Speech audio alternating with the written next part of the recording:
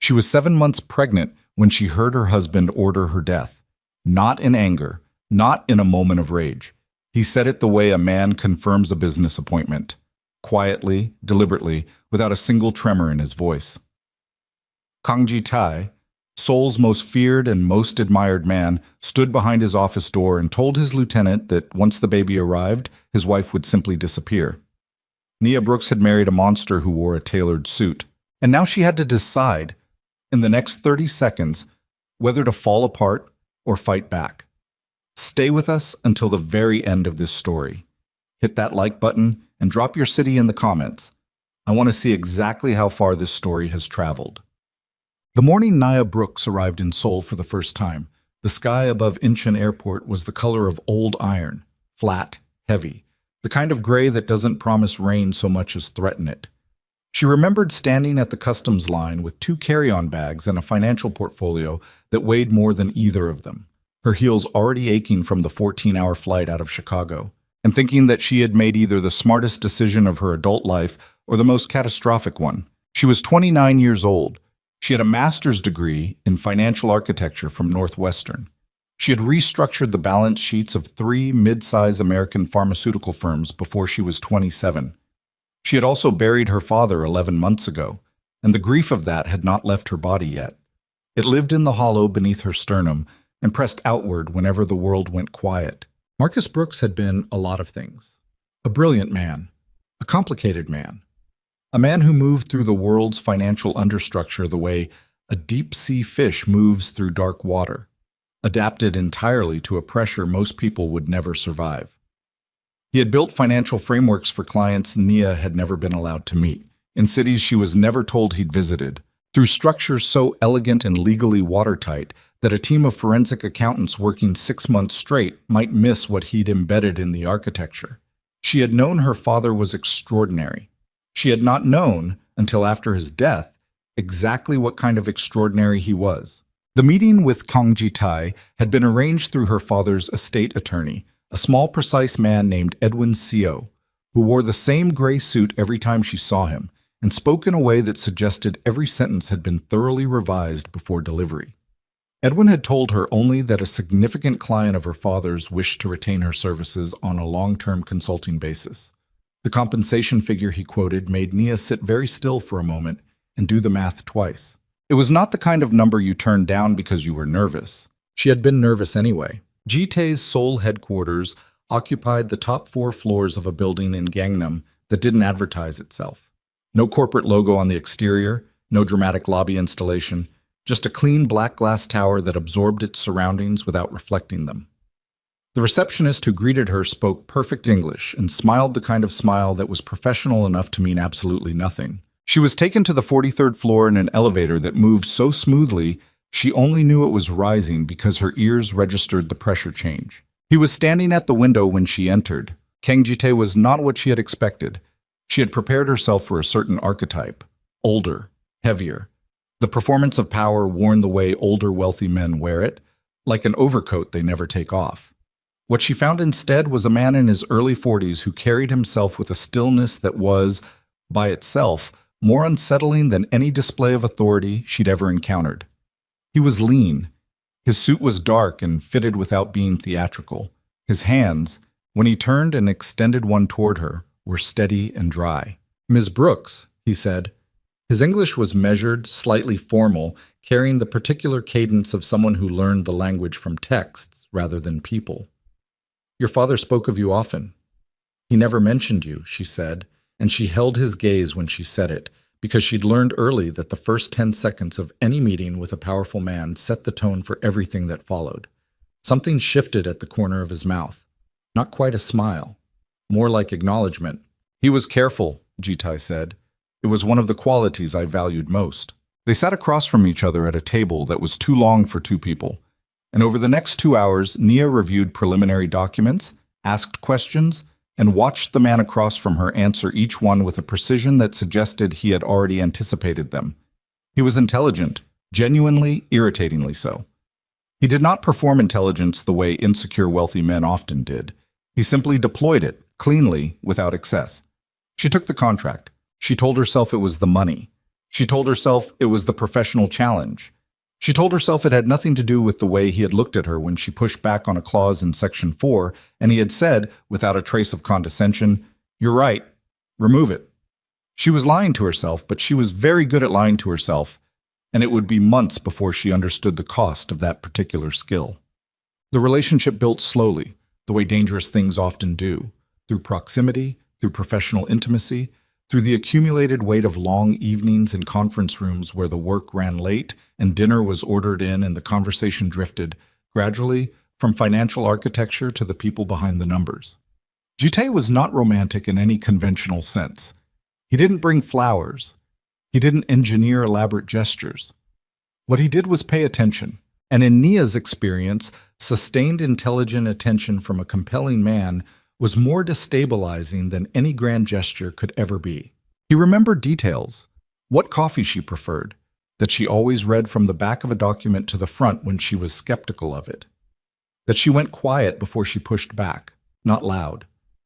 He noticed these things and filed them, and when he deployed that knowledge, it felt at the time like being truly seen. She understood later, much later, after everything, that what she had mistaken for being seen was actually being studied. They were married 8 months after that first meeting. The ceremony was private, Jitai's preference, held at a property he owned outside the city, attended by fewer than 30 people, most of whom Nia had never met before, and several of whom she would eventually understand to be figures of significant criminal consequence. Her friend Dana had flown in from Atlanta and stood beside her and whispered, between the vows and the reception, "Nia, baby, do you actually know this man?" Nia had said yes. She'd believed it when she said it. The pregnancy came 6 weeks after the wedding, unplanned but not unwelcome, or so Jite had presented it. He had held her face in both his hands the night she told him, and something in his expression had been genuine. She was almost certain of it, some brief unguarded moment before the composure resettled. He said all the right things. He engaged a team of the city's best maternal specialists. He renovated an entire wing of the Gangnam mansion with the nursery she had described once, in passing, months before she was even pregnant. She had found that thoughtfulness extraordinary at the time. She understood later that it was documentation. A husband thoroughly invested in his wife's pregnancy photographed beautifully. It told a story he needed told. Oh, by her 7th month, Nia's body had reorganized itself around the weight of her daughter. She already knew it was a girl, had known since month 4 when she'd sat alone in the ultrasound room because Jite had a meeting he couldn't reschedule, and the mansion had begun to feel less like a home and more like a container. The staff was attentive and invisible by design. The security detail that accompanied her everywhere was presented as protection, as care. She had noticed, somewhere in month 5, that she had not been alone in a room without staff for more than 20 minutes at a stretch, but she had filed that observation in the place where she put things she didn't yet want to examine. It was a Thursday afternoon in November when the architecture of her life cracked open. She had come back from a walk in the garden, supervised, as always, by a security guard who maintained exactly the right distance to seem helpful rather than imprisoning. And she was making her way through the corridor toward the main staircase when she heard Jite's voice behind the closed door of his private office. She hadn't meant to stop. She'd been thinking about the audit documents she needed to review, about the ache in her lower back, about whether the baby was pressing on a nerve again because the numbness in her left leg had gotten worse. She stopped because she heard her name. Not Nia, not his wife, just she. "She was only supposed to give me legitimacy," Jite said, "and an heir." His voice was exactly the same as when he discussed quarterly projections, even, calibrated, the voice of a man who is not agitated because he has already decided. "After the baby is born." A brief pause. "She'll disappear." Nia's hand found the wall. She did not move. She barely breathed. The baby shifted inside her, a slow roll, an elbow or a knee tracing the interior of her rib cage, and Nia pressed her palm flat against the wall and heard Jite continue in that same unhurried voice, describing arrangements. A private medical facility, a doctor on retainer who asked no questions. Psychiatric documentation already being prepared, reports that would establish a history of instability, of paranoia, of postpartum psychosis preemptively fabricated before she had even delivered. Custody paperwork drafted by attorneys who reported to Ji Tai and to no one else. His lieutenant, she recognized the voice as Park Sung-jin, Ji Tai's financial right hand, a man who had shaken Nia's hand at dinners and called her gracious. Said something she couldn't fully hear. Ji Tai's response was 4 words. It's already been arranged. Nia stood in that corridor for what might have been 30 seconds or 3 minutes. Her body was running 2 separate programs simultaneously. The external one, which kept her upright and still and breathing, and the internal one, which was falling from a very great height and would not land for a long time. She was not loved. She had never been loved. She was an acquisition. She was a box checked on a balance sheet. Legitimacy, an heir, an American wife with an impeccable financial pedigree, and a deceased father whose legal structures Ji Tai had not yet fully understood or exploited. She was a function, and functions, once completed, are discarded. The baby moved again. Nia pushed off the wall.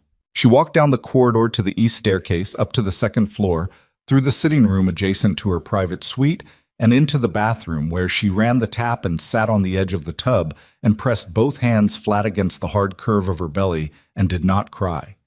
She couldn't afford to cry. Tears meant red eyes and a swollen face, and the staff would notice, and the staff reported everything. She sat there for a long time, breathing through her nose. She was 7 months pregnant in a foreign country. Her phone was monitored. She had suspected it, had not confirmed it, but she no longer needed confirmation. Her movements were tracked. Her communications passed through a household infrastructure that Ji Tai's people managed. She had no access to accounts that were not joint accounts. She had, in the careful architecture of this marriage, been financially contained as precisely as she had financially contained others in her professional life. And the elegance of it, the horrible clean efficiency of it, hit her somewhere between her ribs and left her momentarily breathless. He had studied her. He had understood exactly how her mind worked, and he had built a structure around her that accounted for her strengths and neutralized them one by one while she was too busy feeling cared for to notice. That was the moment Nia Brooks stopped grieving and started calculating. She slept that night, deeply and deliberately, because a woman who doesn't sleep arouses concern, and she could not afford concern. She ate breakfast the following morning at the table by the window where Ji Tai sometimes joined her, and when he arrived and pressed a brief kiss to her temple and asked how she was feeling, she said, "Tired but good," and kept her eyes on her cup. "The 3rd trimester is supposed to be the hardest," he said. "So I hear," she said. He sat across from her and reviewed something on his phone. She watched his hands around the coffee cup. She thought about everything those hands had arranged. She kept her face completely still. After he left, she sat for a moment longer. Then she went upstairs and opened the false back panel of the standing wardrobe in the dressing room, a small architectural irregularity she had discovered 2 months ago and never mentioned, and retrieved the things she had been keeping there for 43 days. Her father's emergency drive. Marcus Brooks had been, among everything else, a man who prepared. He had sent the drive to Nia through Edwin Seo 3 weeks before his death, with instructions that she was not to open it unless she had no other choice. She had carried it across the Pacific. She had hidden it the day she arrived in this house, following an instinct she hadn't yet been able to name. Now she knew what that instinct had been. She sat cross-legged on the floor of the dressing room with the drive in her palm and the baby pressing steadily against her ribs, and she understood, with a clarity that was almost physical, that she was about to open the door her father had built for her before he died. She did not know yet what was behind it. But she plugged in the drive, and the screen on her personal laptop, the one she kept deliberately separate, purchased in cash through a workaround she'd managed 6 weeks ago, filled with a file structure so dense and so carefully organized that her breath caught in her throat. Her father had not simply prepared. Her father had built her an empire. She just had to figure out how to use it before Ji Tai's people realized what she was doing, and before the man who had sentenced her to disappear ever suspected that the woman he'd underestimated was already, quietly, methodically, dismantling the ground beneath his feet. The baby kicked hard. Once. Twice. "I know," Nia whispered to her daughter. "I know." She opened the first file. The drive contained 47 folders. Nia didn't open all of them that first night. She was disciplined enough to understand that exhaustion produces errors, and errors in her current position were not recoverable. She opened 3 folders, the ones labeled with dates closest to her father's death. And what she found inside them was enough to keep her sitting on that dressing room floor for 2 hours, with her back against the wardrobe door and her laptop balanced on the shelf of her belly, while her daughter moved in slow underwater rotations beneath her hands. Marcus Brooks had been meticulous the way only a man who anticipated his own death could be meticulous. The documents were organized by entity. Each of Jitai's legitimate corporate holdings, the logistics firms, the real estate investment vehicles, the charitable foundations that functioned as his public face, the luxury gallery chain that operated across Seoul, Singapore, and Los Angeles, had its own subfolder. Inside each one were the original incorporation documents, the ownership structures, the shareholder agreements, and embedded within those agreements, in language so precise and so unremarkable in its placement that Nia could see exactly why no one had flagged it, were clauses her father had written himself. Silent beneficiary provisions. Dormant controlling interest transfers triggered by specific conditions. Legal tripwires, every one of them installed years before Nia ever set foot in Seoul, before she ever met Jitai. Before Marcus Brooks died in a private hospital in Singapore under circumstances that the official report described as cardiac failure, and that Nia had never, in the darkest hours of her grief, entirely accepted. Her father had known something was coming. He had prepared her for it without telling her he was preparing her, because telling her would have required explaining what he was, and Marcus Brooks had protected his daughter from that knowledge for her entire adult life. She closed the laptop at 2 in the morning. She put the drive back behind the wardrobe panel. She lay down on the bed in the dark and stared at the ceiling and breathed. The baby was still. Outside the window, Seoul continued its restless hum. Distant traffic, the occasional percussion of a city that never fully slept. Nia listened to it and thought about her father, about the particular quality of his silences, about the way he used to say, "Trust the structure, Nia. If the structure is right, you don't have to fight, you just have to wait." She had thought he was talking about financial architecture. She understood now he was talking about this, about exactly this. She did not sleep until nearly 4. When she did, she slept without dreaming. Done. The following week, she was careful. Carefully cheerful, carefully tired, carefully present at the dinners Jitai hosted for associates whose names she wrote down later from memory, carefully compliant with the nutritionist's schedule and the security team's protocols and the household staff's quiet management of her daily routine. She asked no unusual questions. She made no unusual requests. She was the pregnant wife in the 3rd trimester who was managing her discomfort with grace, and she performed that role with the same precision she'd once applied to restructuring balance sheets. Jitai noticed nothing, or if he noticed, he filed it as confirmation. His wife was settling, softening, becoming what the final stage of pregnancy made most women. Interior, focused inward, less likely to be asking inconvenient questions. That was his first error.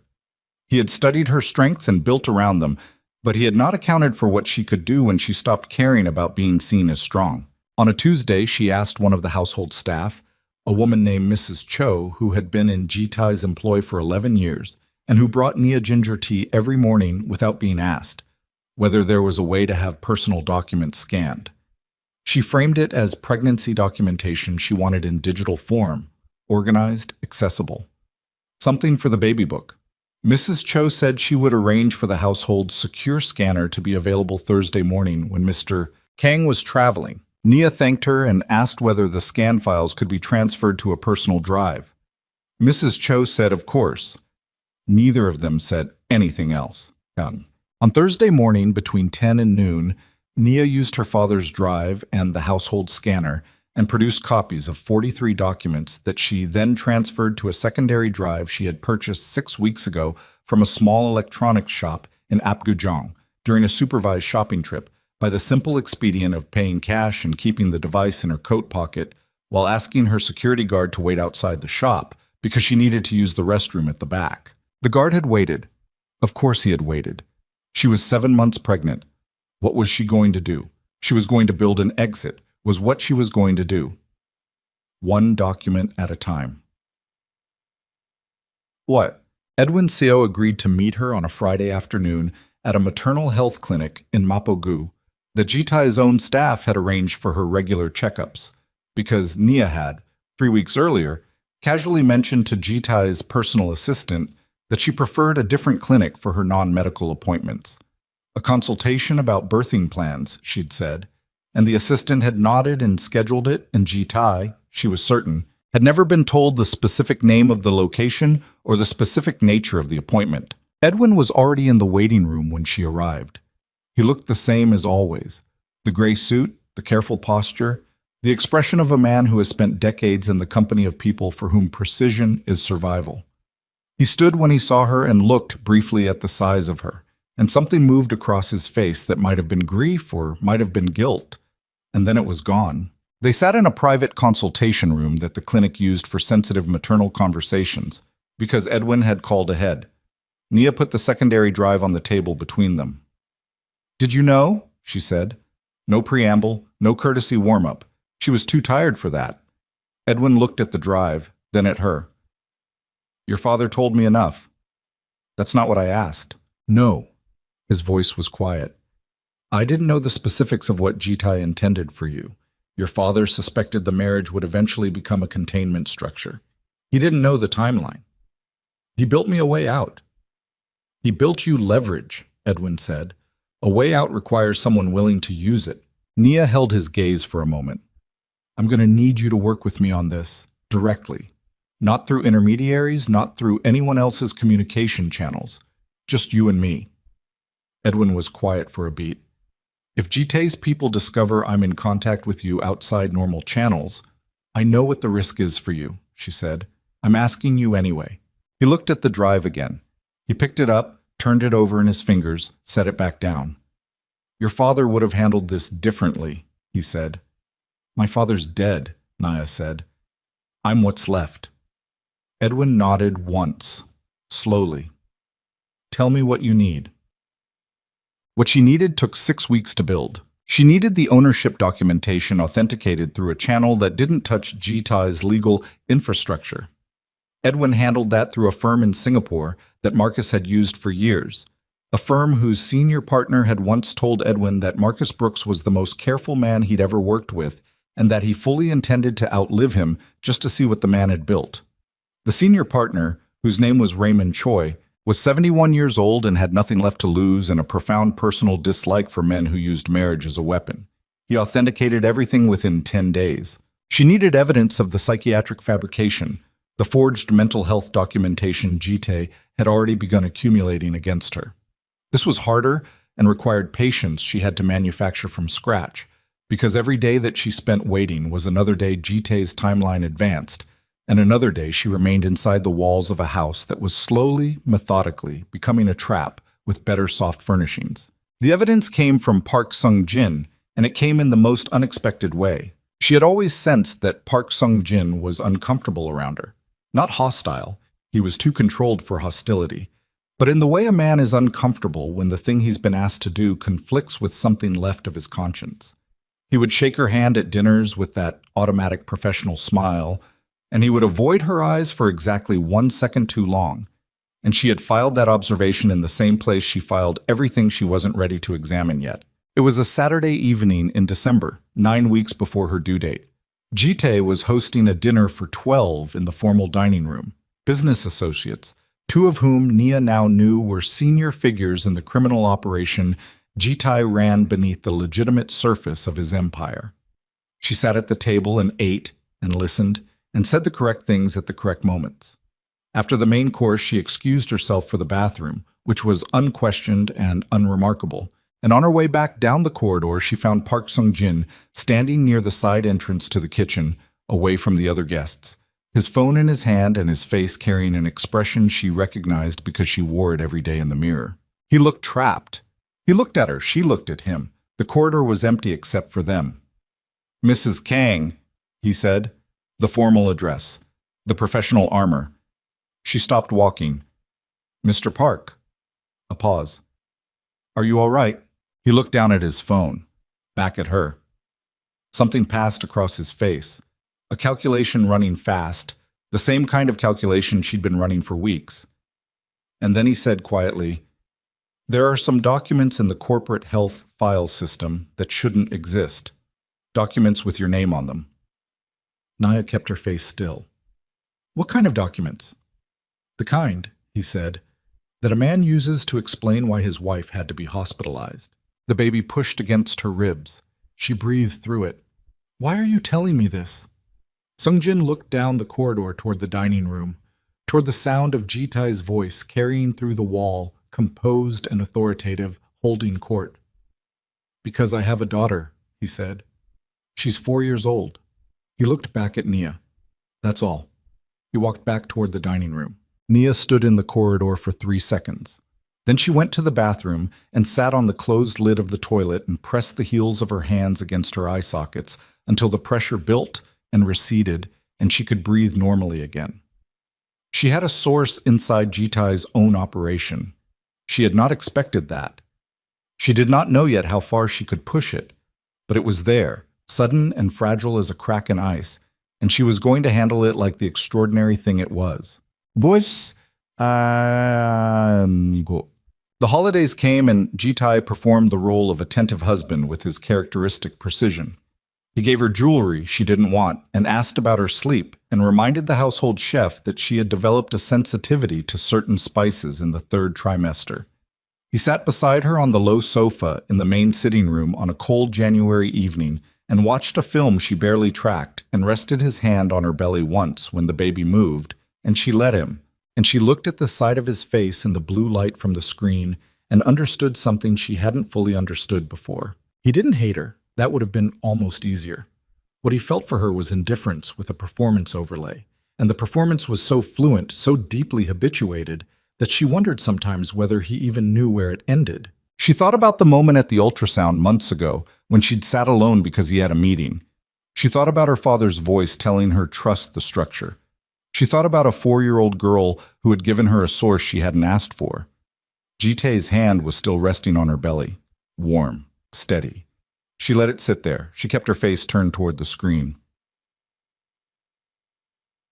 In the 2nd week of January, Park Sung-jin left a standard corporate health administration file on a shared server that Nia had access to through her financial consulting credentials.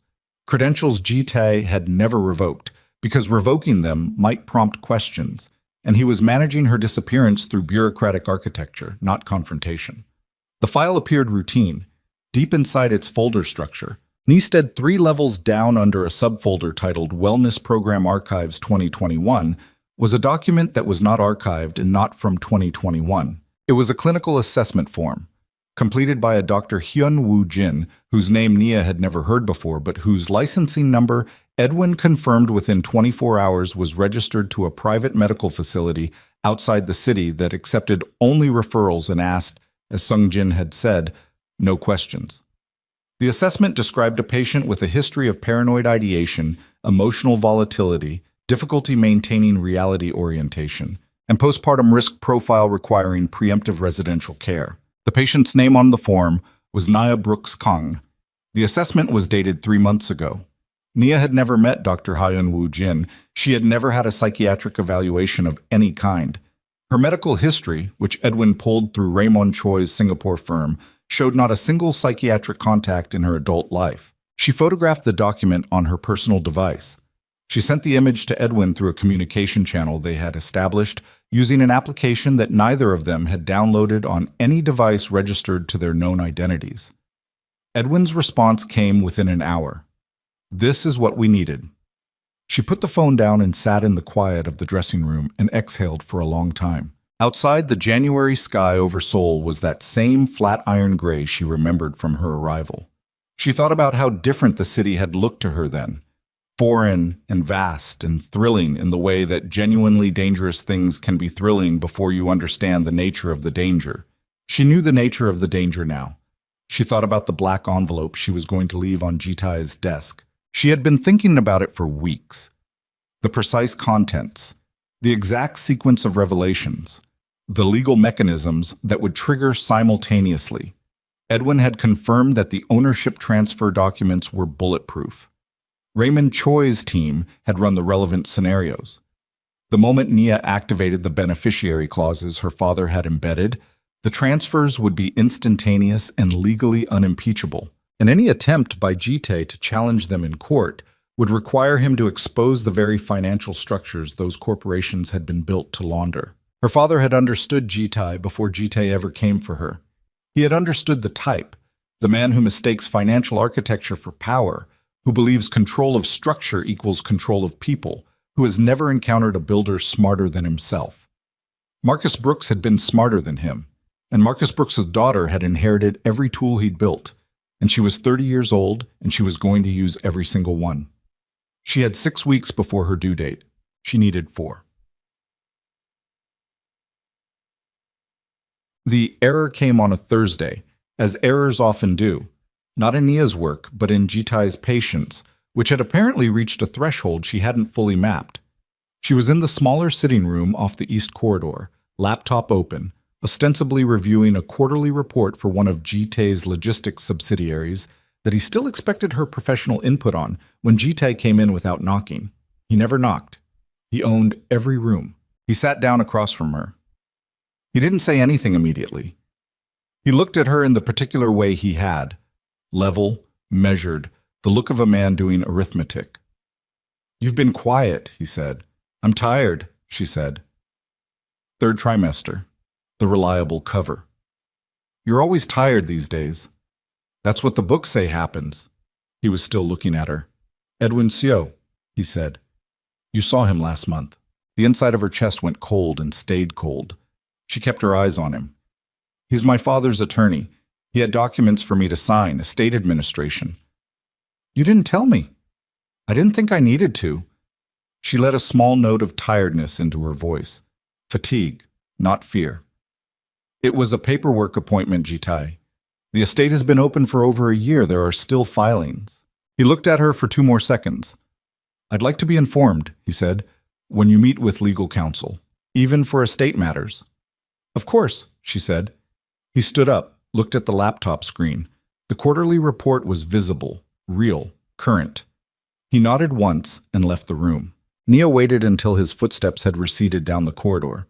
Then she closed the laptop and pressed both palms flat on the table surface and breathed through her nose, slow and deliberate, until her hands stopped wanting to shake. He didn't know.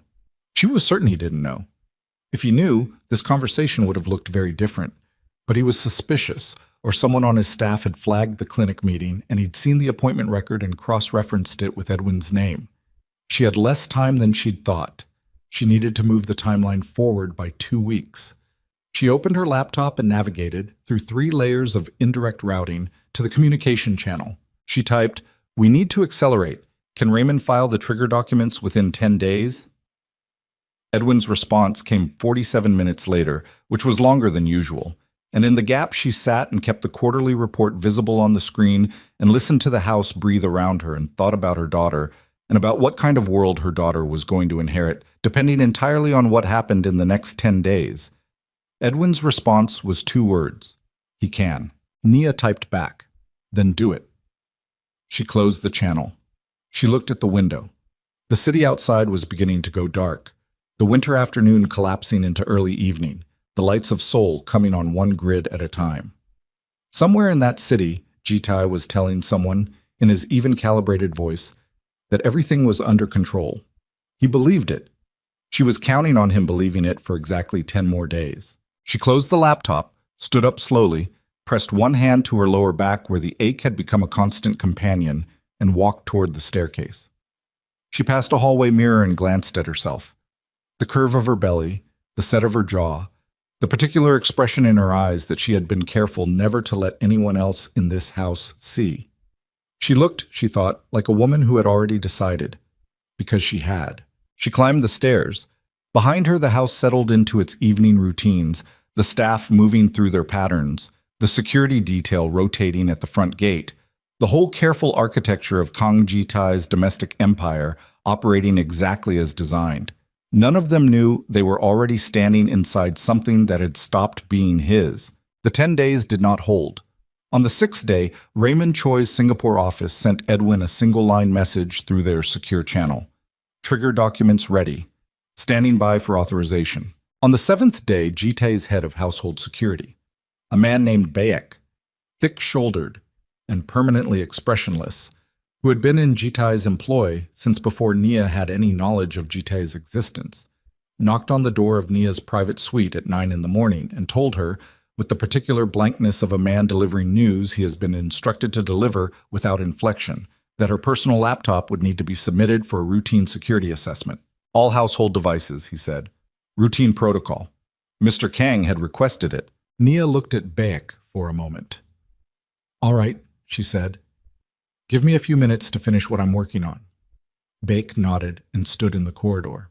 Nia closed the suite door to its frame. She was not permitted to lock it, had not been since the 3rd month of her pregnancy, a restriction presented as a safety measure, and crossed to the desk and opened the personal laptop and spent 90 seconds deleting everything that needed deleting, clearing the browser routing, and removing the communication application from the device's visible architecture. The application itself was embedded 3 layers deep in a folder structure that replicated the look of standard financial software. She left it there. She left the quarterly reports, the audit documents, the legitimate professional correspondence. She left enough to make the laptop look like exactly what it was supposed to look like. She picked up the laptop and opened the door and handed it to Baek with a tired smile. The charger too? She said. Baek took the laptop. No, he said. Just the device. She watched him walk down the corridor and understood, with a clarity that had a physical weight to it, that Jitai had moved his timeline. She went back into the suite and sat on the edge of the bed and did the arithmetic. If Jitai had ordered a device review, he had done so because something had alarmed him past the threshold of managed suspicion. The Edwin meeting had been flagged weeks ago, and she'd managed it. Something else had triggered this. Something she hadn't controlled for. She needed to reach Edwin.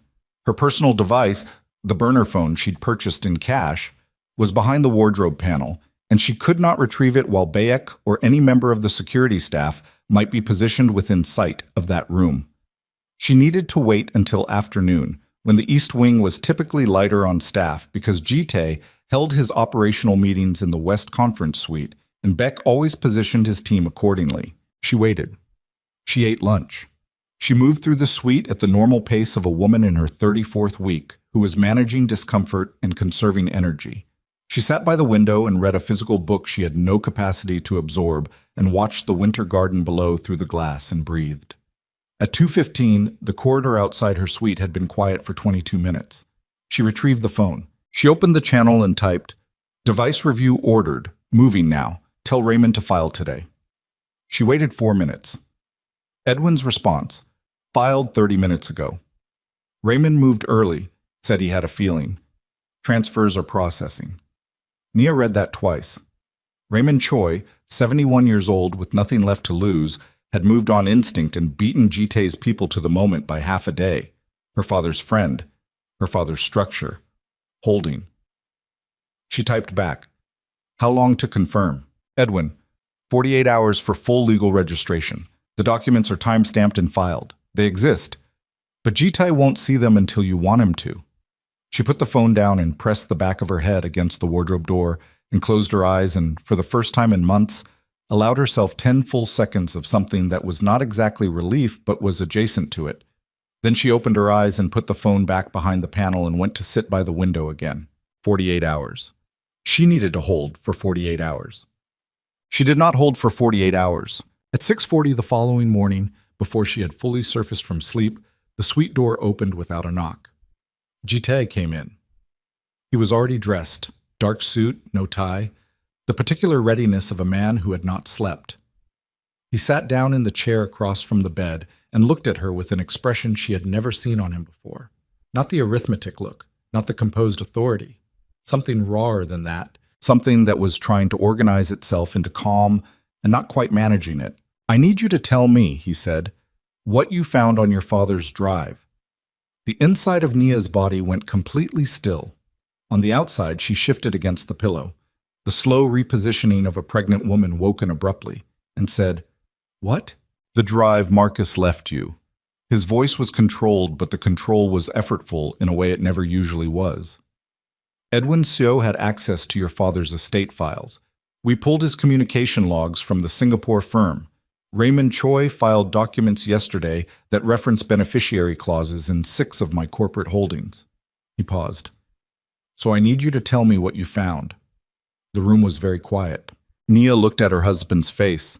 In the gray morning light coming through the curtains, he looked older than she usually thought of him.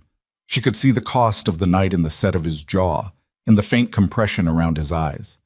He had been doing his own arithmetic for hours, and the arithmetic had brought him here, to this chair, at 6:40 in the morning, and something in the way he was sitting, forward, elbows on knees, hands loose, told her he was not as certain as he wanted to appear. She could deny it.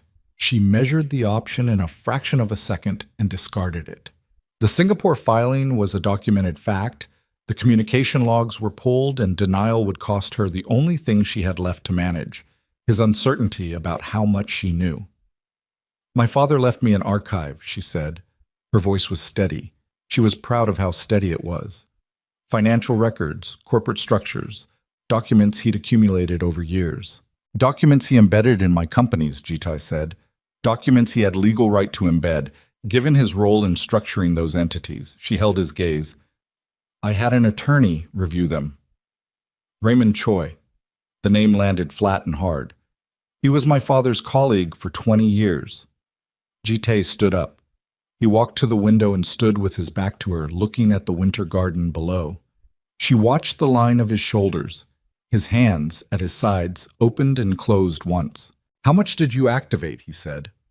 "The filings speak for themselves." He turned around. "Nia." The use of her name, just her name, with that particular compression, was the closest she had ever heard him come to something that sounded like pleading. "These documents could expose structures that have nothing to do with what you think is happening here. You don't understand what you've put in motion." "I understand exactly what I've put in motion," she said. He looked at her for a long moment. Something moved across his face, the calculation running, the options being assessed. And then the mask came back, cleaner and colder than she'd ever seen it, and he said, "We'll discuss this with my legal team today. I'll need my attorney present." "Your attorney," he said, "is Edwin Seo, who is currently being interviewed by my people in connection with unauthorized access to corporate records." The air left the room. "Edwin hasn't done anything illegal," she said, and she heard the slight change in her own voice, the first hairline fracture in her steadiness. And she hated it. "That's a question for my legal team to determine." Jitai moved toward the door. "I'd like you dressed and downstairs in an hour." He left. Nia sat in the bed and did not move for 45 seconds. Then she got up. She got dressed with hands that she kept deliberately slow. She was not going to rush. Rushing was panic, and panic was information, and she was not going to give this house any information it didn't already have. She needed to think about Edwin. If Jitai's people had pulled Edwin in for questioning, Edwin's access to the outside was limited. Raymond Choi was in Singapore and beyond Jitai's immediate reach, but Raymond was 71, and the documents, while filed, were in a 48-hour registration window, and if Jitai's legal team moved fast enough in the right jurisdictions, there was a possibility, a narrow one, but real, that they could challenge the filing on procedural grounds and buy enough time to mount a counter-challenge that would drag everything into court, which was exactly where Jitai did not want to be, but which he might prefer over the alternative of losing the companies outright. She was in the bathroom, running cold water over her wrists the way she did when she needed her pulse to settle, when the burner phone in the dressing room buzzed. She dried her hands and went to the wardrobe and retrieved it. The message was not from Edwin.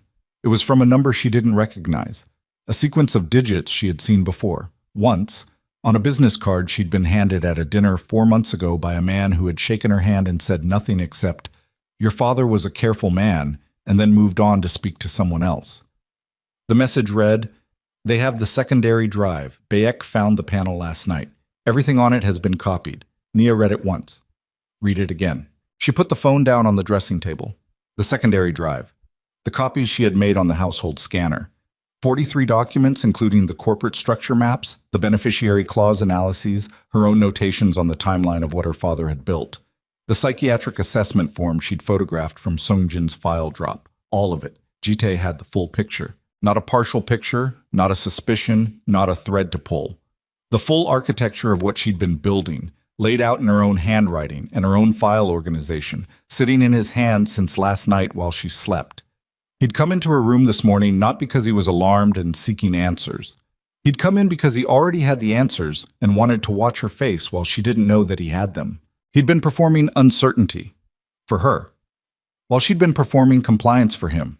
They had been performing for each other at 6:40 in the morning in a bedroom in his house while her daughter turned slow circles inside her body. And he had known, the entire time he sat in that chair with his hands loose and his voice nearly pleading, he had known everything. The room tilted slightly. Nia gripped the edge of the dressing table. She thought about the meeting downstairs. The legal team. Jitae's attorneys who reported to Jitae in a room inside Jitae's house, where she would sit across from them without Edwin, without anyone, 8 months pregnant, and now stripped of the assumption that her preparations were unknown. She thought about the psychiatric assessment form with her name on it. She thought about how that form would look in a family court proceeding. She thought about her daughter. She picked up the burner phone and typed to the unknown number. "Who are you?" The response came in under a minute. Someone who also has a file with his name on it. Sungjin's been building his own archive for 14 months. Jitae found out 3 days ago. That's why Beck searched your room. He was already tearing the house apart. Nia's hand tightened on the phone. Park Sungjin had been building his own case against Jitae. Jitae had discovered it. The device review, the room search, the retrieval of her secondary drive, none of it had been triggered by the Edwin meeting or the Singapore filing. Jitae had been tearing apart his own household looking for what Sungjin had been doing, and Nia's hidden drive had simply been caught in that sweep. She was collateral discovery in someone else's betrayal. She put the phone in her bra, the only place on her body that the household staff would not search, without a level of confrontation that Jitae, even now, would be trying to avoid before he had his legal framework in place. And she looked at herself in the dressing room mirror. Her face was the same face. The jaw, the eyes, the particular way she carried her head when she was not going to let anything show. Her belly, round and full, and containing a person who did not yet know that she had been born into this, into exactly this. She thought about what the meeting downstairs was actually for. It was not a discussion. Jitae did not discuss things from a position of strength. The meeting was the beginning of the documentation, the first formal instance of his wife being presented with his legal team's position, which would create a record of her response, which would be used to build the case for the psychiatric narrative. Whatever she said in that room today, however she said it, was going to be interpreted through the framework of the reports Dr. Hyun-Woo Jin had already written. If she refused to go down, that was evidence of volatile refusal to engage. If she went down and pushed back, that was evidence of paranoid agitation. If she went down and capitulated, they had her compliance on record and could move the timeline to the facility forward. There was no good option in that room. There was one option outside it. She thought about the black envelope. The plan she'd constructed for a moment when she was ready, when the documents were fully registered, when she had 48 hours of legal establishment behind her. The plan that required 2 more days she did not have. She thought about what Raymond Choi had said to Edwin when he filed early. He had a feeling. She thought about her father's voice. Trust the structure. The structure was filed. It existed. 48 hours to full registration, and she had perhaps 30 hours left in that window. The documents were time-stamped. They were real. Jitae could challenge them in court, but to do so he would have to walk into a courtroom and explain what those companies were built on, and that was a door he could not open without destroying himself. He knew that, which meant the filing wasn't what he was going to attack. He was going to attack her. The psychiatric narrative was already written. The facility was already arranged. His legal team downstairs had already been briefed. If he moved her to that facility before the 48-hour window closed, before the documents fully registered, before she could activate the second layer of her father's structure, the layer she had not yet touched, the layer she had been saving because she hadn't thought she'd need it this fast, then the legal battle would be fought with her inside a private psychiatric hospital, and Jitae controlling access to their daughter and the narrative already established in the press because he would move on the press the same day he moved on her. The meeting downstairs was not the threat. The meeting downstairs was the distraction. She looked at herself in the mirror one more time. Then she took the burner phone out of her bra and typed to the unknown number. "I need to know where Sungjin is right now." The response took 3 minutes. long enough that she had started to think the line had gone dark. Then, he left the house an hour ago. Jitae doesn't know yet that he's not coming back. He went to the federal prosecutor's office in Seocho-gu. He had a drive. 14 months of it. Nia's breath left her in a slow, controlled stream. Park Sung-jin, the man who had a 4-year-old daughter and had shaken her hand at dinners with that 1 second too long of averted eyes, had not just handed her a document in a corridor and gone back to his employer. He had been building his own parallel case for over a year, and he had spent the last 24 hours watching Jitae's household get torn apart and had made his own calculation and walked out the door this morning with 14 months of criminal documentation and taken it directly to the federal prosecutor. The walls around Kong Jitae were not crumbling. They were already gone. Jitae just didn't know it yet. And in the house beneath her feet, he was sitting with his legal team waiting for his pregnant wife to come downstairs so he could begin the process of erasing her. Nia put the phone back against her skin. She thought about this black envelope, the recordings, the ownership transfers, the handwritten lines she had composed and recomposed in her head for weeks. She had planned to leave it on his desk in the quiet of an early morning after she was already gone, a clean exit, a surgical conclusion. She had run out of time for clean. She was 34 weeks pregnant, and Edwin was being held, and Sung-jin was at the federal prosecutor's office, and Jitae was downstairs with a legal team in a psychiatric facility on standby, and a plan he believed was still intact. And she had maybe 6 hours before he understood that Sung-jin had defected, and the entire operation shifted from managed containment to something faster and more desperate and far more dangerous. She had to move. Not tomorrow. Not in 48 hours. Now. She stood in the dressing room and felt her daughter press against the underside of her ribs, hard, insistent, the pressure of a person who existed and intended to keep existing. And something in Nia Brooks that had been operating on discipline and strategy and cold arithmetic since the night she sat on the floor with her father's drive cracked open like a fault line. And what came through was not fear, was not grief, was not the calculated steadiness she had maintained for 3 months inside this house. It was fury, clean, absolute. The fury of a woman who had been studied and contained and scheduled for erasure by a man who had placed his hand on her belly in the blue light of a television screen and performed warmth while his attorneys drafted the documents to take her daughter and bury her alive in a room with a doctor who asked no questions. She breathed it in. She let it settle into her bones where it hardened into something she could use. She walked to the door of the dressing room and opened it and stepped into the corridor and began moving toward the staircase, her hand trailing the wall, her pace steady, her face carrying the expression of a woman who is coming downstairs because she was asked to come downstairs. She was not going to that meeting. She was going to Jitae's private office, and she was going to leave something on his desk that would end this.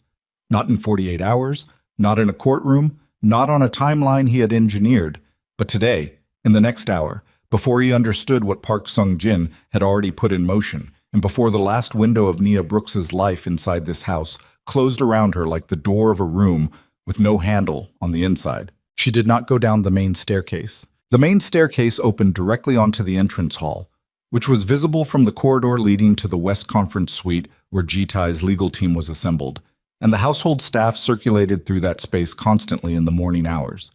She went instead to the East Service staircase, the narrow one behind the linen room that the cleaning staff used, that she had walked twice in the preceding months purely to understand its geography, because her father had taught her that you map your exits before you need them. She moved as fast as she could move at 34 weeks, which was not fast, which was a negotiation between urgency and the physical reality of a body that had reorganized its center of gravity around another person. Her left hand stayed on the wall. Her breathing was controlled through her nose, 4 counts in, 4 counts out, because she could feel her heart working harder than it should, and she needed her heart to stay functional for the next 60 minutes. The service staircase led out into a back corridor that ran parallel to the kitchen. She could hear the kitchen staff from here, voices, the movement of cookware, the normal machinery of a household preparing a morning that had no idea it was the last normal morning this house would ever have. Jitae's private office was on the ground floor of the East Wing, set away from the main public rooms, accessible through a corridor that ran off the back hallway. She had been inside it 4 times during the marriage, always invited, always with purpose. reviewing documents, signing things, the mundane administrative theater of a corporate marriage. She knew the layout. She knew that the door locked from inside with a simple bar mechanism, and that the lock on the exterior required a keypad code she had observed Jitai entering twice and had stored with the same automatic precision with which she stored all information she might one day need. She entered the code. The door opened. She went in and closed it behind her and stood in the office with her back against the door and took 3 full breaths. The room was cold. Jitai kept it deliberately cool, a preference she had found odd early in the marriage and now understood as simply consistent with who he was, a man who maintained low temperatures in his most private space because comfort made you slower. The desk was dark wood, vast, clear of everything except a laptop, a single pen, and a charging cable. The walls held no art. The bookshelves held reference volumes organized by category. No photographs, nothing personal. A room that told you nothing about the man who worked in it, which was itself the most personal thing about it. She crossed to the desk, sat down in his chair, another transgression she registered briefly and dismissed, and opened the bottom left drawer where she had once, 8 months ago, seen him replace a small external drive after a call she hadn't been meant to overhear. The drawer was locked. She had known it would be locked. She pulled a pin from her hair, not a clever improvised device, just a hairpin used in the way a hairpin can be used on a basic drawer lock by someone who learned the technique from a YouTube video she had watched on the burner phone 3 weeks ago and practiced on the lock of a jewelry box in the dressing room until she could do it in under 40 seconds. She did it in 31. The drawer held 3 items. A personal phone she didn't recognize. A secondary device, no surprise. A folded document she recognized immediately because she had once seen a document of the same type in a legal context. It was a custody prearrangement, drafted and signed and notarized, assigning sole custodial rights to Kang Ji-tai in the event of the mother's inability to provide care due to psychiatric incapacitation. The date on the notarization was 5 weeks ago. The baby hadn't even been born yet, and he had already had the paperwork drawn up. The third item was a business card with a handwritten address on the back. She recognized neither the name on the card nor the address, but she photographed both with the burner phone and put everything back the way she'd found it and relocked the drawer. She needed 30 more seconds. The black envelope was already prepared, had been prepared and kept on her own person for 6 days, folded flat inside the lining of the heaviest coat in her wardrobe, transferred to the inside pocket of the cardigan she was wearing this morning. Because this morning she had woken up knowing, at some subterranean level below conscious strategy, that today was the day. The envelope contained a USB drive with the audio recordings of Jitai's corridor conversation about her disappearance. It contained the photographed psychiatric assessment form. It contained a 1-page summary, prepared by Edwin before his communications were cut, of the beneficiary clauses and their legal standing.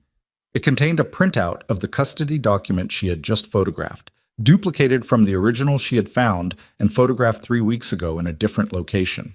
And it contained the single handwritten sentence she had written and rewritten until the words were right. She placed the envelope in the center of the desk.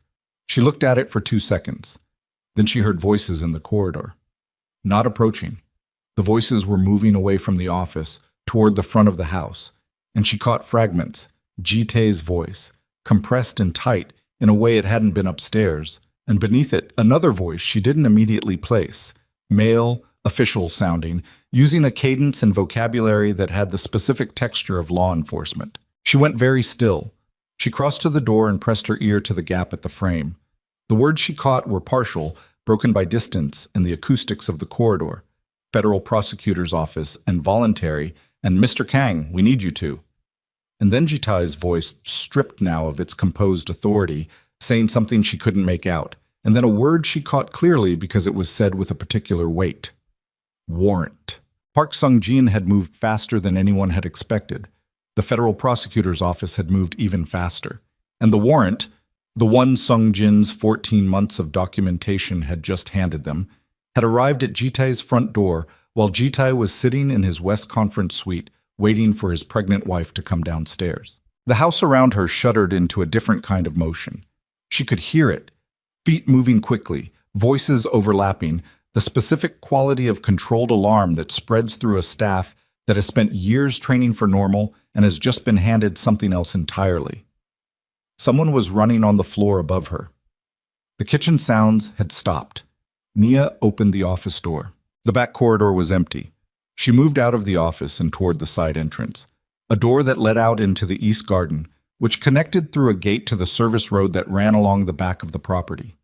She had not planned to leave this way. She had planned to leave the envelope and go back upstairs and dress and ask quietly to see her attorney and let the legal structure do what it was built to do. She had planned to be methodical.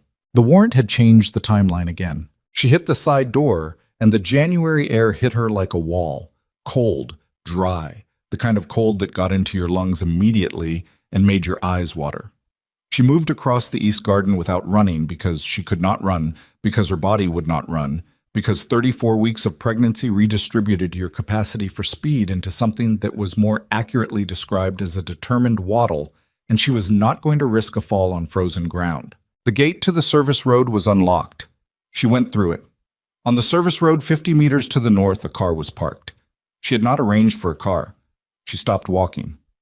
The car door opened and Park Sung-jin got out. He was not what she expected him to look like at this particular moment. He was dressed in his normal clothes, dark jacket, white shirt, the professional armor of a man who had spent 14 months preparing for a morning that required him to look like he had not just detonated an ordnance device under his own life. He looked tired. He looked like a man who had not slept either. He also looked, she realized, like he had been waiting for her specifically. He knows about the side door, Sung-jin said. Beck checks it in the morning rotation. I've been watching the gate. How did you know I'd come this way? He looked at her for a moment. Because I've been watching you for 3 months, he said. You map things. Your father mapped things. You move the same way. The baby pressed against her ribs. She pressed back. The federal people are inside, she said. They've been planning the entry since 4 this morning. I gave them the warrant application at midnight. His voice was flat. Not cold. Flat. The way things are flat when someone has been working toward a moment for a long time and the moment has finally arrived and all that's left is the doing of it. Jitae will be detained within the hour. But his attorneys are already making calls, and there are people in that building, he tilted his head toward the house behind her, who will move the facility plan forward without him if they think she's about to go somewhere he can't control. What people? Bayek and the doctor. Dr. Hyun was called this morning before the federal people arrived. He's 20 minutes away. Sung-jin looked at her directly. They don't need Jitae's authorization to move. They have standing orders. Nia processed this in the span of 2 breaths. Jitae was being detained inside. His people outside the legal process, Beck, the doctor, the standing orders, were still operational and were 20 minutes from acting on a plan that did not require their employer to be present or free. Get in the car, Sung-jin said. She looked at him, the man who had shaken her hand at dinners with that 1 second too long of averted eyes. The man who had a 4-year-old daughter and had left a document in a server folder 3 levels deep and had walked out of this house this morning with 14 months of his own life compressed onto a drive and delivered it to people who could use it. If I get in that car, she said, I need to know who's on the other end of the road. Edwin Seo, he said. He was released 40 minutes ago when the warrant hit. Jitae's people couldn't hold him after that without their own exposure. He's at a hotel in Mapogu. Raymond Choi's people in Singapore filed the second registration confirmation 20 minutes ago. The documents are fully legal as of, he checked his phone, 43 minutes ago. The 48-hour window had closed. The documents were registered. Jitae's legitimate empire was no longer his. She got in the car. Sung-jin drove. He drove with the deliberate speed of a man who has thought through every traffic light on this route and chosen the path that did not put them on main roads where household security vehicles might be running intercept. He didn't speak. She didn't speak. The Seoul streets moved past the window, shop fronts opening, pedestrians in winter coats, the ordinary relentless texture of a city that would be absorbing extraordinary news by the afternoon. Her phone buzzed. The burner. She pulled it out. Edwin. I'm at the Mapo Hotel. Are you out? She typed. In a car. 20 minutes. Edwin. Raymond's team has already issued legal notifications to all 6 corporate entities. Their boards have been informed of the beneficiary transfer. 3 of the 6 have already acknowledged receipt. She stared at the screen. 3 of Jitae's 6 major corporations had already received notification that their controlling beneficial owner had changed. 3 boards of directors who reported not to Kang Jitae this morning, but to the woman in the back seat of a car moving through Gangnam at cautious speed with her hand on her belly and 43 minutes of legal standing behind her. She put the phone down. "He's going to put it on the media today," she said. Sungjin glanced in the rear-view mirror. The mental breakdown story.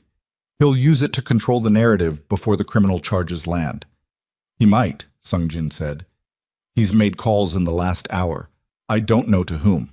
I do, she said. She had been thinking about this for weeks. Jitae had maintained relationships with 3 senior journalists, not on payroll, never crudely, but through access, through placement, through the language of men who understood each other without explicit transaction. He would make those calls today. He would push the story of his wife's psychiatric crisis, her flight with his unborn child, her financial manipulation of a grieving man's legitimate business. He would push it hard, and he would push it before the federal charges were public enough to overwhelm the narrative. "So we release first," Nia said. Sungjin was quiet for a moment. "You have the recordings." "I have the recordings, the psychiatric assessment form with my name on it, and Dr. Hyun's license number. The custody documents dated before my daughter was born. The financial documentation of the money laundering operations I can release without exposing anything I don't want to expose yet." Bamu ikias mistam. She was thinking out loud, organizing the sequence, the old financial architecture precision kicking in and turning itself toward a different kind of structure. If the story is already out before Jitae's version lands, his version becomes the response, the defense, the denial. She looked at the back of Sungjin's head. "I need a journalist, not one of his. Mine." "I know someone," he said quietly. "A reporter at the Seoul Independent. She's been trying to break something on Jitae for 2 years. Clean, no relationships with his people. Can you reach her in the next hour?" "Yes." "Do it." The hotel room Edwin had taken in Mapo-gu was small and bright and smelled of cleaning solution and instant coffee. Edwin was standing when she came in, and he looked at her the way he'd looked at her in the clinic months ago. That brief, complex expression, grief or guilt, before the professional composure resettled. This time it didn't resettle as completely. "Sit down," he said, which was not something Edwin Seo said to people. "Please." She sat. He sat across from her and opened a laptop, and for the next 40 minutes they worked. It was the most focused 40 minutes Nia had spent since this began. Dense, technical, each decision locking into the next, with the particular satisfaction of a structure that had been designed well and was now being deployed as designed. Edwin confirmed the registration status of all 6 entities. She reviewed the notification sequence. She identified which documents in the release package could be distributed today without prejudicing the criminal case that Sungjin's testimony was building, and which needed to be held until the prosecutors indicated they were ready. At 41 minutes in, her phone buzzed. It was the unknown number, the one that had warned her about the drive, the one she now understood to be one of Sungjin's trusted people who had stayed inside the house as a secondary observer. The message read, "Beck left the property 12 minutes ago. He has 2 men with him. Dr. Hyun's vehicle is in the area." Nia read it and looked up. "They're running the facility plan," she said. "Beck is in the field." Edwin's jaw tightened. "He doesn't know where you are. He knows I'm not in the house. He's going to start running locations. The clinic in Mapo, the attorney contacts, anywhere I've been in the last 3 months." She thought, how quickly can the reporter move? Sungjin looked up from his own phone across the room. "She wants 40 minutes for verification, then she can go live digital." "Tell her 30, Nia said, "and tell her the first thing she publishes is the audio, the recording from the corridor, Jitae's voice, his exact words. She doesn't need to verify that. He's on the tape." Sungjin typed. Edwin said, "If Baek locates this hotel..." "He can't do anything," Nia said. "The warrant is active. Jitae is in federal custody. Baek moves on me right now, in a hotel in Mapo-gu, with federal investigators in the field. That's not a retrieval, that's an abduction. That's a separate charge. That assumes Baek is thinking about charges." She looked at Edwin. He was right. Men like Beck did not primarily think about charges. Men like Beck thought about what their employer wanted done and did it with the expectation that the employer's resources would manage the consequences. Ji-Tai was in custody, but his resources were not yet frozen, and Beck had standing orders. Then we need to be somewhere that Beck reaching us becomes impossible without witnesses, she said. A public location, crowded, media adjacent. She looked at Sung-jin. Where's the reporter? Her office. Jongno-gu. Can she receive us there? He was already typing. The response came back in under a minute. Sung-jin looked up. She says, come now. Nia stood up. The movement cost her. She felt it in her lower back and her hips and the sustained pressure of a baby who had been patient through all of this and was beginning to communicate her own set of opinions about the morning's activities. She pressed her hand to her side and breathed through it. Edwin was watching her. You need to be at a hospital. I need to be at a journalist's office, she said, and then I need to be at a hospital. He didn't argue. He closed the laptop and stood up, and they went. The offices of the Seoul Independent occupied the third floor of a building in Jongno-gu that smelled like old paper and coffee that had been sitting on a burner too long. And the reporter, whose name was Kim Jae-young, met them at the elevator with the energy of a woman who had been waiting 2 years for exactly this morning and was using every cell of professional discipline she possessed to not let that show in her face. She was in her late 30s, small, quick-eyed, and she shook Nia's hand with a firmness that was its own kind of acknowledgement.